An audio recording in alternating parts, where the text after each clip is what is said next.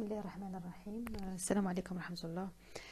Chers étudiants, bonjour. Avec vous aujourd'hui dans cette vidéo, Dr Tihami Wafa, maître de conférence à l'université d'Adrar au niveau du département SMV à la faculté des sciences et de la technologie.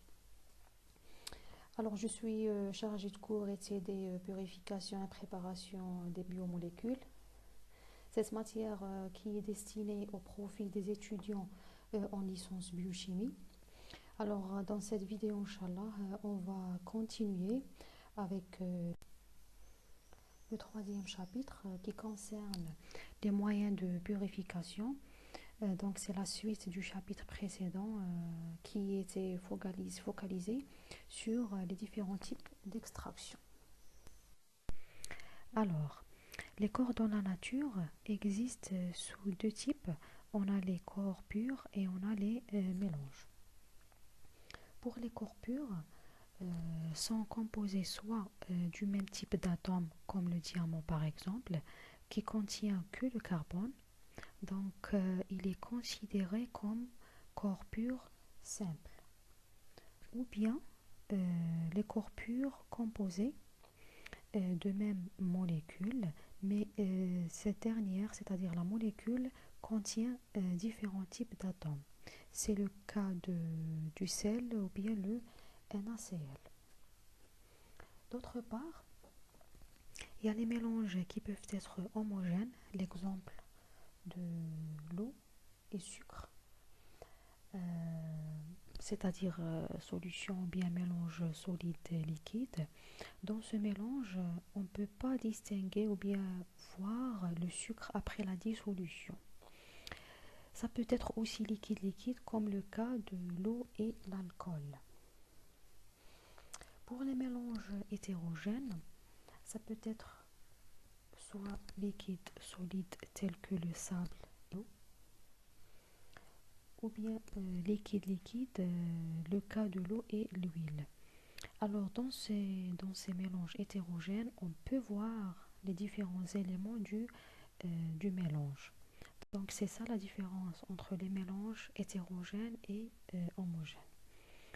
Donc, les méthodes de séparation concernent les mélanges dans le but de séparer les corps purs. Alors, les extraits biologiques sont des ensembles complexes comprenant souvent des dizaines de milliers de biomolécules différentes, chacune en proportion extrêmement variable.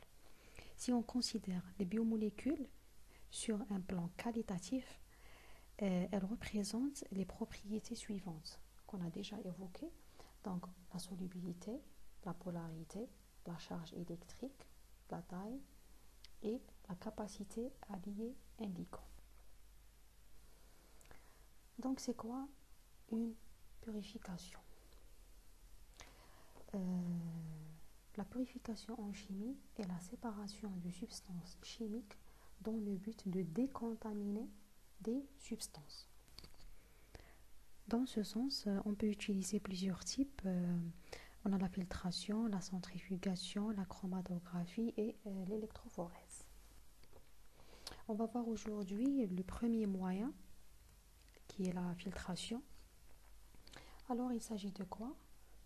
Alors, il s'agit d'un procédé de séparation des constituants d'un mélange hétérogène qui possède une phase liquide et une autre solide.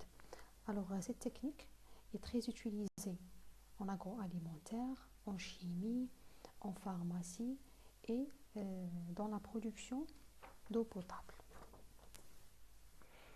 Alors, pourquoi faire la filtration? La filtration a pour objectif, en partant d'une suspension de solide dans un liquide afin d'obtenir un liquide qui s'appelle le filtrat et aussi un solide nommé résidu ou bien gâteau ou bien rétentat. Ce résidu, il est déposé sur le filtre et il est plus ou moins sec.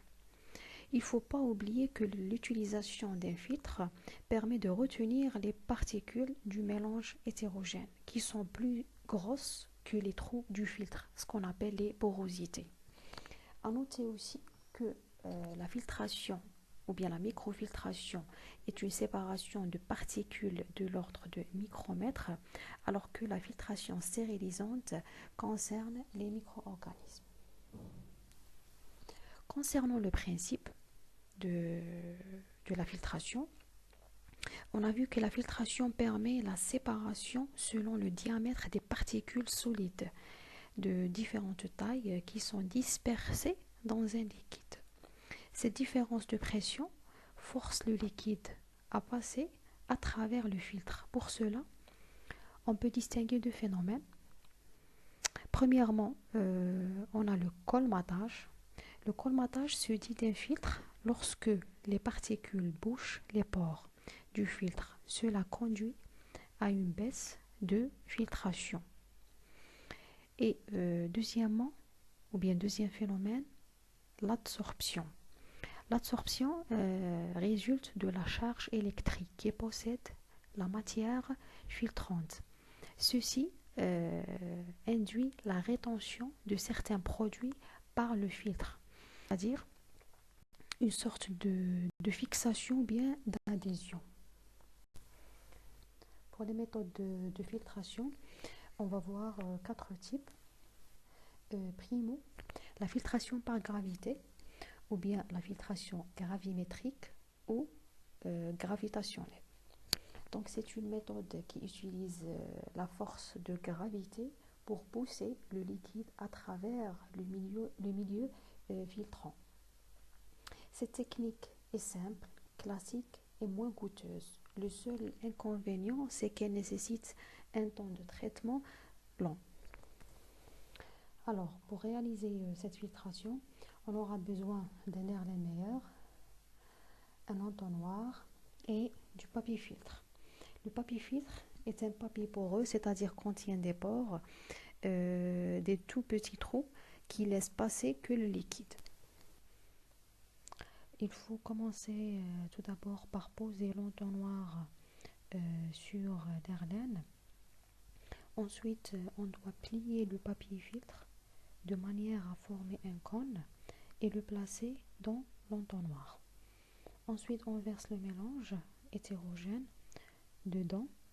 Il est préférable que le mélange soit d'abord décompté car certaines particules lourdes ou bien pointues comme une tige d'arbre par exemple peut déchirer le papier.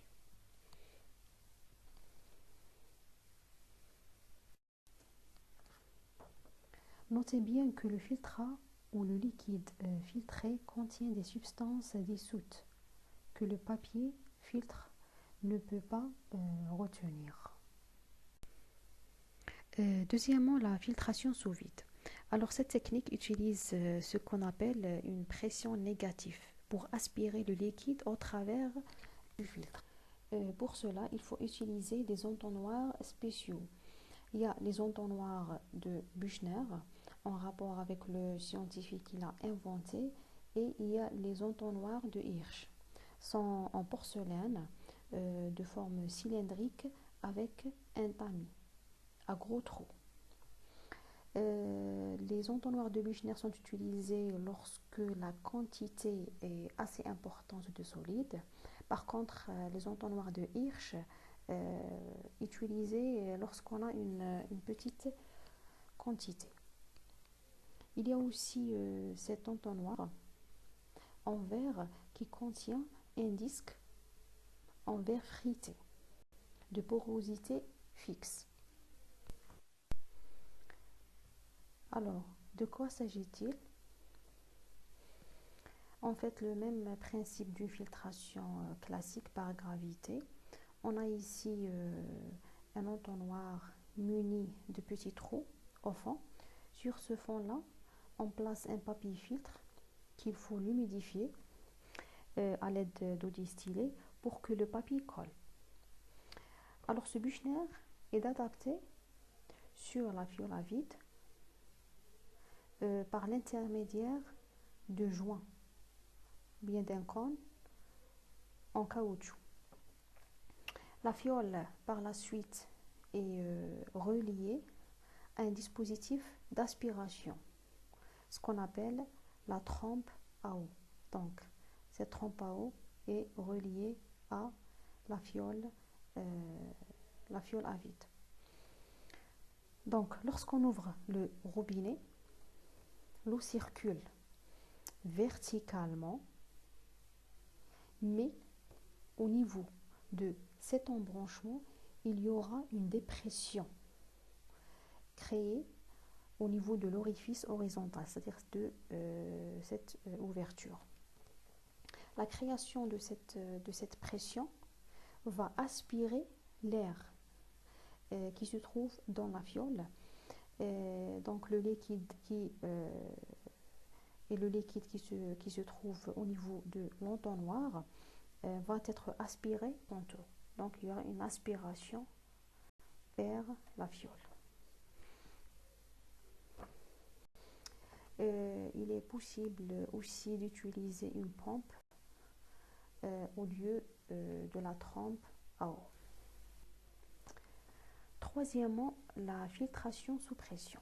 Donc cette technique, contrairement à la filtration sous vide qui utilise une pression négative, donc cette technique utilise une pression positive pour forcer le passage du liquide au travers du médium filtrant ou bien le moyen de filtration. Donc la vitesse de filtration va augmenter en exerçant une pression sur le liquide à filtrer. Donc il y a une pression à exercer. Donc voici une représentation de montage du système de ce type de filtration sous pression. Tout d'abord, la suspension est introduite dans la cuve. La suspension à filtrer, bien sûr, est introduite dans la cuve qui sera fermée hermétiquement. Après, le compresseur va envoyer de l'air vers la cuve. Par la suite, la pression dans la cuve va augmenter, ce qui aura pour effet de passer la suspension en direction du filtre. Après l'opération de filtration, le filtrat va s'écouler en aval du filtre vers la cuve de récupération. Concernant le montage du support, s'effectue de la manière suivante. Premièrement, on place sur le trépied un support de drainage et un joint en téflon pour éviter l'étanchéité. Par la suite, une grille va supporter le filtre afin d'éviter de se déchirer sous la pression de la suspension. Le filtre est déposé sur la grille. Le haut du support filtre est fermé à l'aide de 3 écrous qu'il faut fermer progressivement en faisant attention à la position des rondelles. On connecte ensuite le support filtre à la cuve de mise sous pression grâce à un système de collier et de joints. Il est à noter que la filtration sous pression utilise d'autres types de filtration comme le filtre à cartouche et le filtre à tambour. Passons à un autre type, le dernier type de filtration qu'on appelle l'ultrafiltration. Alors, l'ultrafiltration est une technique de séparation des éléments contenus dans un liquide. Elle utilise des membranes semi-perméables dont le diamètre des pores compris entre 0,001 et 0,1 micromètre. Cette taille est très petite pour les bactéries, les levures et la plupart des virus.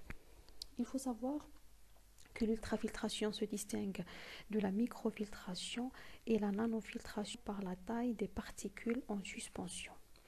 Donc, l'intérêt de cette ultrafiltration, c'est qu'elle est non destructrice, c'est-à-dire il n'y aura pas de changement d'état ou bien de réaction.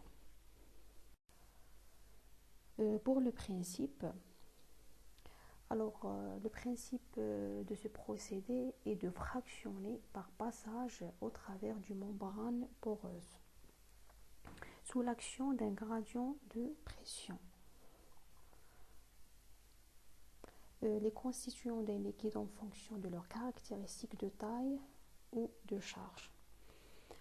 Donc, à partir d'un liquide donné, on va obtenir ce qu'on appelle le rétentat,